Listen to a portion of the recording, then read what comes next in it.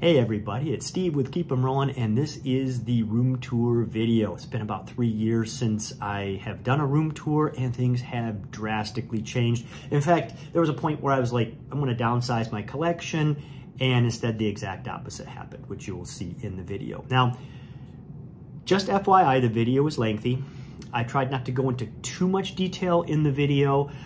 So if there's something that I go by that you're like, ooh, could you go back and show that up close, or could you talk more about that? Let me know in the comments and I'll see what I can do. And please do not take offense if I don't get back to you right away in the comments. My life is really crazy right now, and sometimes things get missed or I can't get to them right away. So do not take offense if I don't get back to it right away.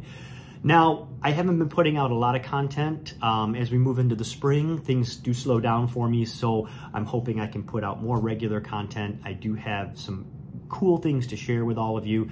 The next video that I would like to do, because the show of shows is only about a week away, I'm going to do just a quick show of shows tutorial, and then we'll do a show of shows wrap up where I'll show you some video of the show, plus I will show you what I found. Hopefully I find something at the show.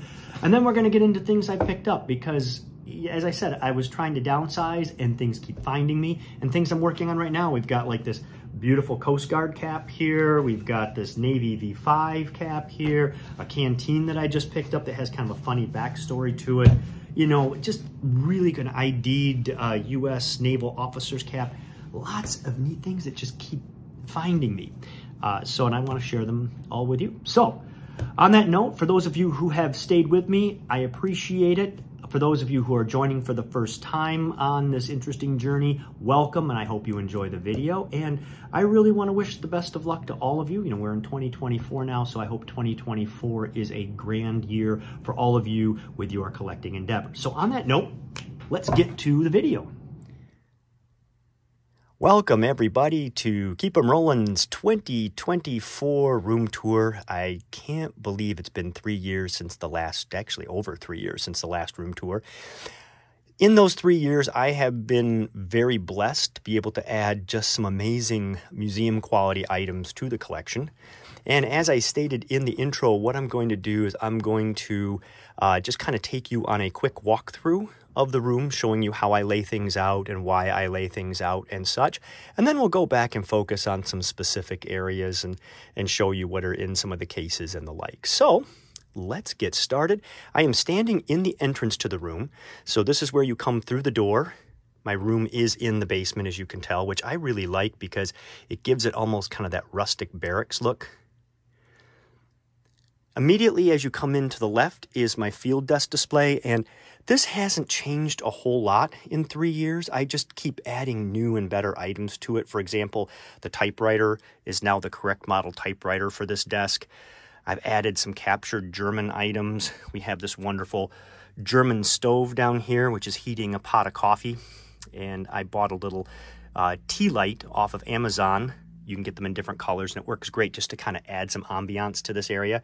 Let's step in kind of behind the hanging jacket here, and you can see all the things on top of the field desk. Everything in this corner is pre-1945. That was kind of my goal. Then we have the clothesline up here where they're drying their clothes. As we move into the room, we have my workstation. I've got it all closed up right now. This imposing gentleman is absolutely amazing in that he participated in the invasion of North Africa. He participated in D-Day, and he participated in the invasion of Iwo Jima. So when you look at his ribbon rack,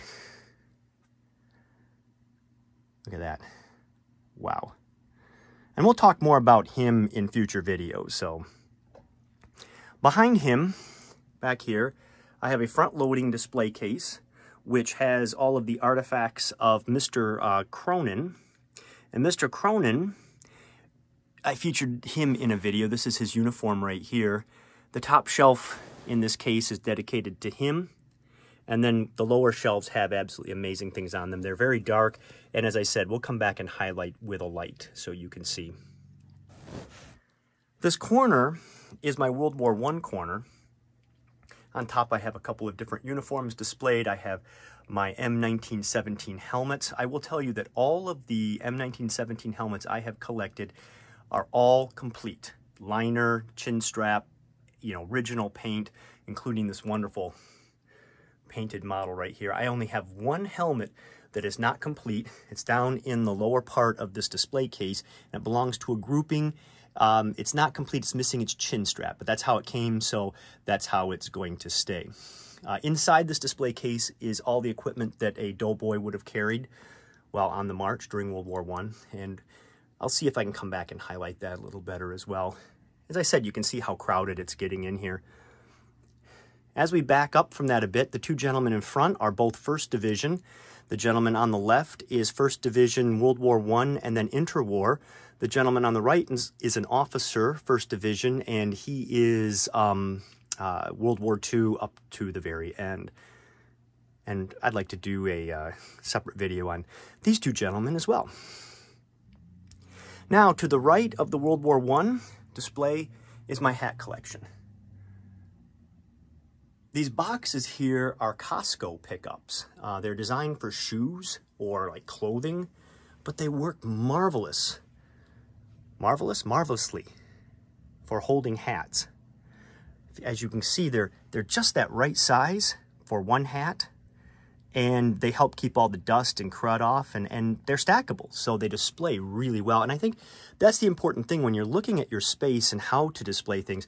Keep these kind of out-of-the-box types of things in mind, because they do add quite a bit to the collection. You know, if I didn't have these, I really don't know how I'd be displaying these hats right now. And we've got some amazing hats in here. You know, we have this the reflections are horrible. There you go. We've got this World War II hat that I got last year for Christmas, or, well, 2 Christmases ago. This hat right here, which belonged to the Attorney General of Michigan during World War II. We have this pre-World War II Marine cap, 1930s era, and just down. So just wonderful hats that I would not have been able to display without these plastic boxes. And they're not that expensive. All right. Gets a little narrow in here, so I'm going to step through and then give you an idea here. This is also a new addition to my collection. This is the Japanese foot soldier. And we have all of personal effects, etc., that he would carry. As you can see, he's got his canteen and binoculars. He's got his belt on, and then as we come down into this display case, we've got his helmet, sake set, we've got ammunition pouches, and then miscellaneous paperwork and that. This is another specific video I would like to do. The lamp was just something I picked up off of Amazon, and it just kind of adds to the overall effect of this display. And that's something else to keep in mind. When you're looking at lighting your display, think of unusual things such as this that can help really accent your display. Now, next to him, we have a new display case right here. And this display case holds captured Japanese items. So all of these items in here were captured and brought back. And I actually have the provenance on who brought them back and why. On top, we have more Japanese items. So we have a couple pieces of original headgear, and then we have this absolutely stunning Japanese NCO sword. And then this puzzle in the back. That framed item is actually a puzzle that was done in 1942, and, you know, it has the U.S. really beating the pants off the Japanese, which wasn't really happening at that particular point, but I guess we needed some propaganda to give us some confidence. Now, as we come into this corner, this used to be the World War I corner. We have the door there, and the door goes to my storage closet where I keep everything that I can't put on display but would like to have on display at some point in the future. But the display in this corner is one of my favorites. It's my CCC, or Civilian Conservation Corps collection. I've utilized the crates. I had these in the middle of the room at one time. These are all different ammunition and C-ration, etc. types of crates They are not affixed to the wall. They're not affixed to each other, so I have not ruined them, but they just stack really nicely and they make wonderful shelves. They just look perfect for the Civilian Conservation Corps. As you can see, I have some officer headgear here, civilian headgear, not civilian, enlisted man's headgear. We have some field gear, hats, mess kit, this uniform right here, and we're gonna do a separate video on this as well. This is my favorite uniform in the collection and ranks probably in the top 3 as far as value. I think rarity-wise, it ranks #1. This actually, in my opinion, beats out German uniforms for its rarity. What's so cool about this is we actually have the trousers that go with this uniform as well. All right, turning here, we approach my wall of bookcases. So I have a bookcase here. I have a bookcase that matches on the other end, and then I have my 1910 era plantation desk. And when we look at this, on top is my home front items, including this incredible civil defense fire helmet, complete. I mean, this has everything. The neck strap, the chin strap, just absolutely beautiful. So any home front item ends up on the top shelf here. Then coming down, this shelf I've dedicated to that post-World War II Air Force, kind of that transitional Air Force. And I will tell you that this hat right here is, once again, in the top 5 of my rarest pieces of headgear. Just because it's that transitional with the dark blue for the Air Force, but it still has the light brown crusher visor, etc. for the old Army Air Force. Let me tell you, all the years I've been out there, I've only seen one of these the whole time, which is, and I've talked to some collectors who say they're out there, they just are so scarce. This shelf right here is dedicated to that 1930s officer tropical visor cap. So we've got 4 different variations here. The earliest one I picked up at the Show of Shows last year. It's that model right there. And I want to point out something on these shelves, and that is that I've got these hat stands. Be on the lookout of things you can use to display your hats and your helmets, because it's nice to mix up the variety of how you display. Having these stands, you can see it creates different levels for your eye to follow. It also gives me space to put this hat and this hat, because if they were all on the same, if they were all sitting on this shelf or all on these stands, I wouldn't be able to fit them all. I also have a glass head there. I love the glass heads. Unfortunately, they just don't exist anymore. I think you can go on Amazon and look for them, and the prices are absolutely, $50, $60, which I find ridiculous. I used to pick these up at Pier 1 Imports when they existed for $20 each. Now, as we travel down this bookcase, I've actually got books on it. Surprise, surprise. The bottom 3 shelves here are dedicated to different branches. So this particular branch right here is for the Navy, and then underneath is Marine Corps, and then the very bottom shelf is my shelf of Army Air Force. So I've broken them down into categories. I don't have as many books as I used to have, simply because I've read them, and generally I don't go back and reread them unless it's really, really special. I always figure that if I need to go back and get the information, I can, borrow it through an interlibrary loan type of situation, or I can go on Amazon and buy it and get it back. Now, in front of the bookcase, I do have my heater. The basement does get kind of chilly, so it's nice to have the heater to kind of warm things up in here. I went with this model because I liked the kind of ambiance of the fire burning, and it just fits nicely in the room. And then on top, I've got really nice helmet liner, World War II, and then a fixed bail front seam helmet with the liner, etc. Sorry.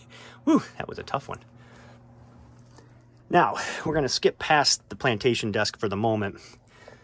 Over here is my second bookshelf, home front on top. And then as we come down, this top shelf is all World War I.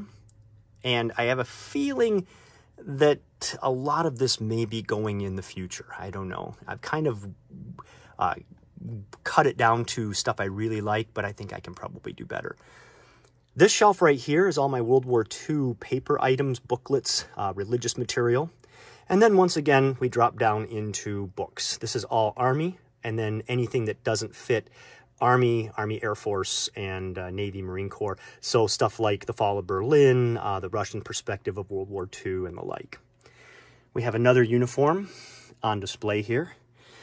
This particular gentleman was with the 394th and was at the Battle of the Bulge. And then we move into this corner here with this display case, which is all helmets. Now, as I stated when I began, at least I think I did, I like to take advantage of all the space in the room. So as we back up here, in the center of the room, I have displays as well. This is a new display. I was incredibly fortunate to be able to add this to my collection. What we have here, ladies and gentlemen, is a Russian officer, tank commander, I guess you would say. He has the leather hat, the leather jacket. We have the tanker coveralls. We even have the officer trousers and then leather trousers that he'd wear over it, and the leather tanker helmet. Now, when you set up displays, this one here, I kind of had a vision for it, and I wanted to use something rustic, like a rustic table. And, you know, this table right here, I went out and I looked at furniture stores. I looked at, places like World Market and Home Goods and so forth. And every table I came across just didn't fit. It looked too nice, and they were expensive. We're talking $100, $150, $200. I wanted something that looked like it was out of a Russian farmhouse, you know, somewhere in the extreme western part of the Soviet Union. And I ended up at an antique slash kind of boutique craft type store. It's this really cool place. It's huge. They've got different booths. People sell everything from repurposed antiques to actual antiques to crafts. And in there, I found this table, and I'm like, oh my gosh, that is just what I'm looking for. It's a little rough. It looks like it's out of a farmhouse. And the cost of the table was, I believe, if memory serves me, $30. And it just works so great to display this incredibly rare uniform. Now, I'm going to spin back around here because in the middle of my room, I have my comfortable chair that I'm now sitting in. And this allows me to watch TV. I watch your YouTube videos right here. As you can see, I can enjoy my collection sitting here and just relax. Underneath is my footlocker that I've got filled as a GI would have filled. I do have a footstool. You can see right there that I pull out, so I can just kind of, you know, kick my feet up. Sorry for my casual appearance here. And relax while I watch TV. All right. I don't want to make you sick, so I'm going to spin slowly. And we're going to walk back out here, and then I'm going to turn and show you the remainder of the interior displays. All right, spinning one more time. Hang on, everybody. I guess this is more of a pan. All right. Next to my chair is another amazing grouping I was able to add. I am not actively collecting German items, but it's nice to have a few examples in the collection. And what we have here is we have the female version of the Hitler Youth. This is her uniform jacket, the shirt, the tie. All of them are correctly marked. She was from southern Austria. We have I can't think of the term. It's a donations canister. The female version of the Hitler Youth, I'm going to butcher the name. I always call them the Bund Deutsches Model. They would go out and collect for the indigenous in Germany using these canisters. And then behind the uniform is the banner that they would carry. The table that it's on is another one of those finds. I wanted something that looked like 1930s kind of farmhouse. I found this at the same place, and I believe this one was only $25. And it works great for displaying this very historic item. Now, next to this, we have the beginning of the Air Force collection. So on display is a uniform to a gentleman who was in the 15th. You probably saw that beautiful bullion patch as I swung by. He was a navigator. Then as we come around here, we have the 8th Air Force. So I have a uniform set up for low-level flying, complete with the Mae West, headphones. The cap is actually an English-made officer's cap. And then the 41 field jacket here, as we kind of reach over, you can see is patched with the 8th Air Force and the rank of captain. That was a fun find a few years ago. Now, next to him, and we're going to get some backlight from the TV, so I may bring in the other light and light these up a little better. We have a couple amazing 8th Air Force uniforms. This one here, and then this gentleman here in a cut-down uniform. This is going to be very dark down here, but everything's resting on this footlocker. The footlocker is actually, it belonged to a gentleman who was in the 8th Air Force and traveled with him overseas, and it's marked with the English Air Base that he was on. The jacket here is the B-13. And this, ladies and gentlemen, is a true B-13. And like I said, I think I'm just going to skip over this for the moment and bring in the light, and we'll talk a little bit about it more in a moment. One thing I do want to focus on is the cap. It's a Flighter Crusher. I think it's a Flighter. Yep, Bancroft. Bancroft Flighter. This is the true Crusher. But check out the insignia. A bullion eagle. I've always wanted one of those. It was so fantastic to be able to add that. Now, next to the Air Force, I have a couple of towers here. These glass towers on top, I've got my flak helmets. And then in the tower, this one's dedicated to the, or I should say the shelf is dedicated to the China, Burma, India Theater. So we've got all these variations of insignia. We've got a really cool engraved cup, and then the cap. I'll open the door up here in a bit. The cap is a foreign-made, I believe it's Indian-made crusher, and it's got a bullion eagle as well, and it's in the summer weight. And then down into these dark shelves here, this one's dedicated to different crushers, an Australian-made, another Flighter. And then as we get down into the bottom here, we have enlisted crushers and then Civil Air Patrol. In front of that case are two more uniforms. This gentleman right here in a custom flight suit. This flight suit actually has been cut down and converted into a jacket. And it's got a really nice Air Transport Command insignia on it. The cap, this one's just a standard crusher, but it's Indian-made, Karachi, India. And then down here, we have another Pacific Flyer with crusher. Behind them is my collection of medals. This little case on top, you can see a variety of medals, insignia, and the like. This one's really a neat item right here because we have his Purple Heart, and we know that he was injured in a crash when the landing gear collapsed as the plane landed. The landing gear had been shot out by the Japanese and collapsed upon landing, and he ended up hurting his back and a couple other things, you know, and was in the hospital for a while and then back to flying.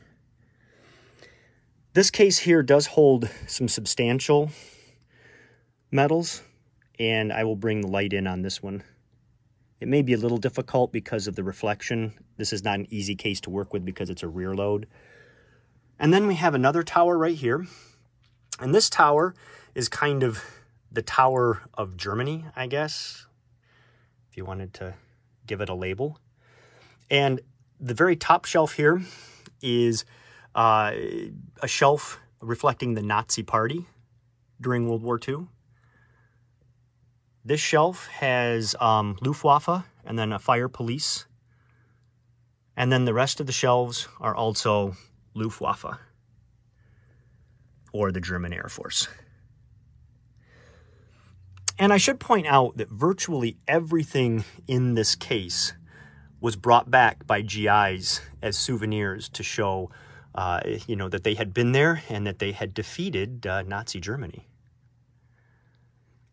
Well, that gives you a quick overview of the whole room. And what I'd like to do now is I'm going to break out some lighting and we'll go back and highlight a few areas that were very dark so you can kind of get an idea of how I lay out my display cases. A few things I want to point out to all of you is, remember, no space is too big or too small. Have fun with your collection. Display it how you want to display it. Be careful buying your display cases. Sometimes you'll see a really good deal on Craigslist, like a display case. It's like, wow, display cases can be incredibly huge. They can be incredibly bulky, and a majority of them are rear load.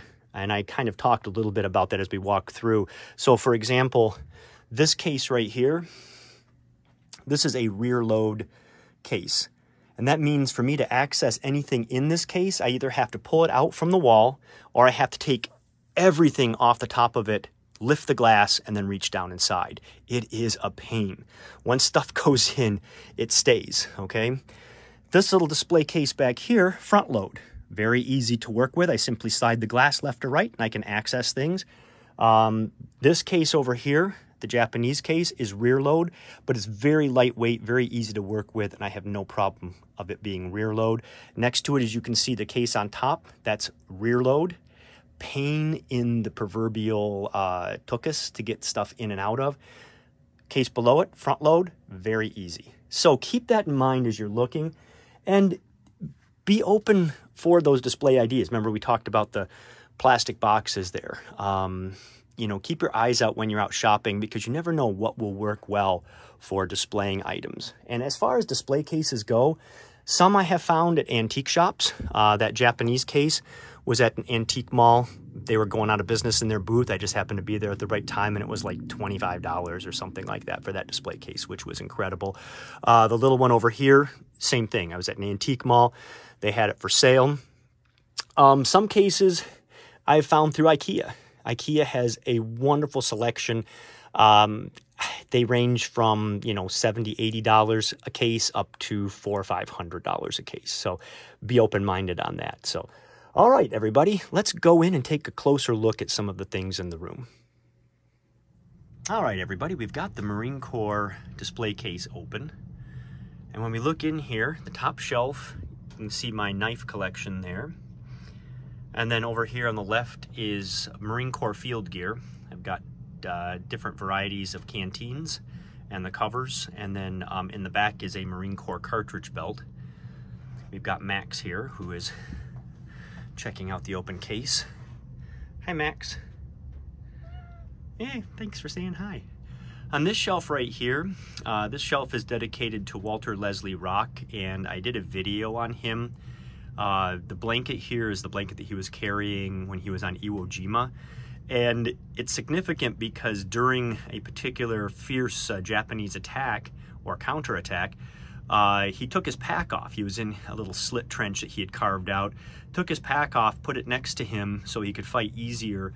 And a Japanese soldier threw a hand grenade which landed between him and the pack and blew up, peppering the blanket with all sorts of holes and scorch marks, etc.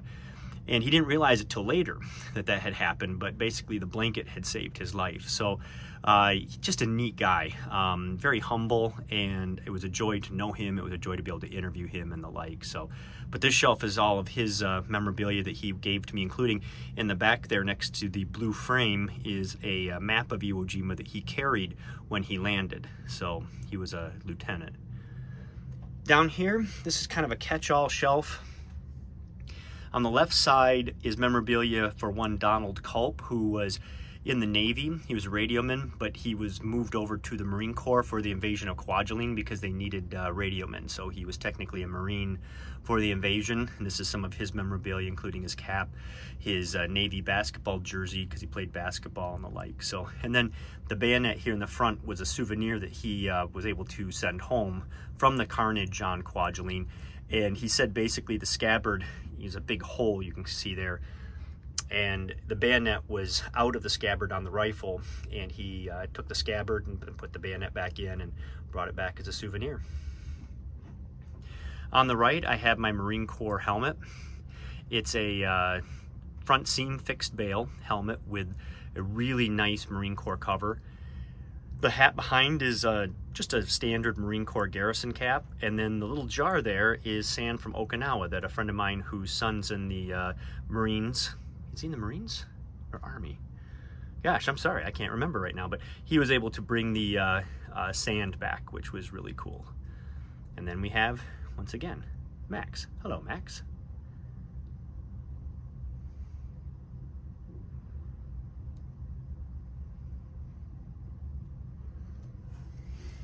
All right, I do have the tower open, everybody, and I'm not going to spend too much time because I know this video is quite lengthy, so, well, what the heck. We'll start off with the cap here. It's a true crusher. The visor is pliable.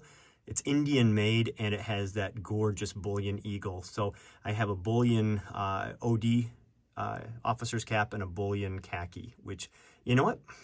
I don't need to buy any more caps. That's kind of the top of the food chain. And it was an honor to be able to add those to the collection. This is the CBI insignia that I've amassed, all manners of types and styles. As we come down, this is the shelf that has more crushers, just a standard Bancroft Fighter right there in a large size. Custom-made crusher, and then an Australian-made crusher. That light is really annoying. So if we can adjust that a bit.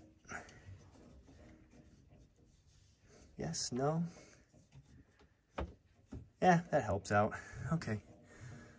Different sets of wings in here and that. And then as we come down, this is the shelf that was in the dark. This is my enlisted man's crusher shelf. So that's an enlisted crusher, and that's an enlisted crusher. This one right here is an absolutely beautiful shape. The visor on it is a little bit thicker than you'd find on a normal crusher, but it's still pliable. This one right here is a true crusher, and this was a show pickup a couple of years ago, and it was a veritable train wreck of a cap. It's quite moth-eaten. It was all falling apart, and I ended up purchasing it because the people selling it were like, you know what, if no one's interested, we're just going to part it out, and, you know, we'll just take it apart and use the parts on other caps. And I'm like, oh, man, I think I can save that. So I brought it home, I reblocked it, I stitched the lining back in, stitched the visor back on, did a lot of work on it, and it came out great. It's truly a survivor. And then as we come down to the bottom shelf, this is my Civil Air Patrol collection. A couple garrison caps, insignia, and then a very nice Civil Air Patrol cap that the individual customized by pinning the sides down in that, so he kind of made it his own version of the crusher. And once again, when you look in here, you can see front opening as far as display cases is excellent because I can set these displays up. And you can see how I grouped like things together kind of to tell the story. So if people come in to look at my collection, you know, they're seeing all of this Air Force, Air Corps, etc. stuff all together here. And then it just kind of transitions over to the uniforms right next door. Well, everybody, just a quick wrap up here. I hope you enjoyed the video. It was fun and challenging to make it, you know, trying to work with the lighting down there and so forth. And so, I mean, it's great lighting just for me going into the room, but trying to show you stuff, it can be very dark and a little bit foreboding and difficult. So I tried my best with that. So I hope you enjoyed it. Please, once again, if I've gone by something you want to see more closely, if you want to see close up, you want more information on, let me know and I will see what I can do. If there's some direction you want me to go, let me know in the comments and I'll see what I can do. And on that note, this is Steve reminding all of you to, well, keep them rolling.